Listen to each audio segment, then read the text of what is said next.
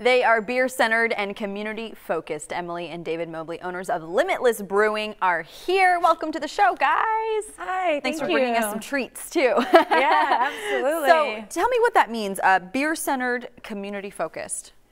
So we want to make really great beer. We make really great beer on what we have, but for us, it's more about being part of the community and being more than just a business in the community, but really being able to share what we're doing, share our space, and really share that community piece of it. Well, and I want to talk about the community work that you do, because some of this goes towards nonprofits, right? So tell me about your partnerships and some of the various things that you guys are doing. So actually today we're releasing a beer called People Over Profit. This one right here. It's a strawberry saison that we did in partnership with Empowered Electric in Kansas City, who was our electrical contractor, and it's kind of their tagline, People Over Profit, and kind of just fell in love with them and what they've done for us to make sure that we opened up on time, and they're just great guys. Have been very active in our success that we've had so far, and very thankful to have met them. Yeah, it's so important to give back, right? I mean, I think that's a big part of what this is. And what's funny to me is kind of also how you got started. Wasn't this just sort of something you started at home and then you realized, like, people are really into this? Tell me about that. So we started writing a blog, and we would travel all over and meet people that were opening breweries and learn more about the process of it.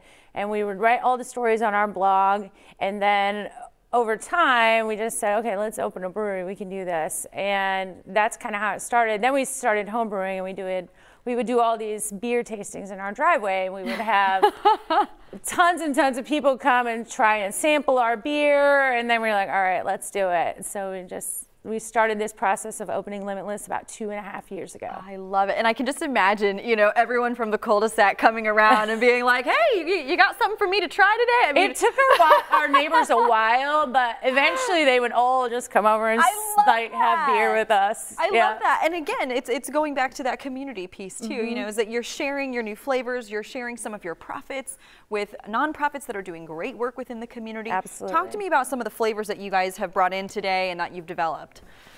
So that one is Don't Be Afraid of the Circus. It's a Russian Imperial Stout, so it's 10.8% ABV, which is really strong. Yeah. We only serve it in 10 ounces at a time. And then we have, what's the next one? So we got Octave, which is kind of talking to, Lenexa is going to turn 150 this year, so that was the I didn't know that. French engineer that platted like the original 10 acres, I believe, of Lenexa, so kind of homage to him. And then this one over here. That's our Hazy Pale Ale. So that's one we've been brewing since the garage days, and it's by far our biggest seller. Your popular one, yeah, okay. It has a lot of fruit flavor that comes through, and of course the hazy is really popular right now as well. Hey, what does hazy mean? Is that He's a beer term? I don't know. It consists of a lot of dry hopping, so it's no longer a very clear beer. You're getting a lot of aromatics from the hops. So you actually look at it and it is kind of that hazy. Yeah. It's referring to the way that it looks. Yeah. Yes. Interesting. And speaking of that, you mentioned, you know, Lenexa turning 150 years. Tell us where you're located, where people can find you. We are located at 9765 Widmer in Lenexa.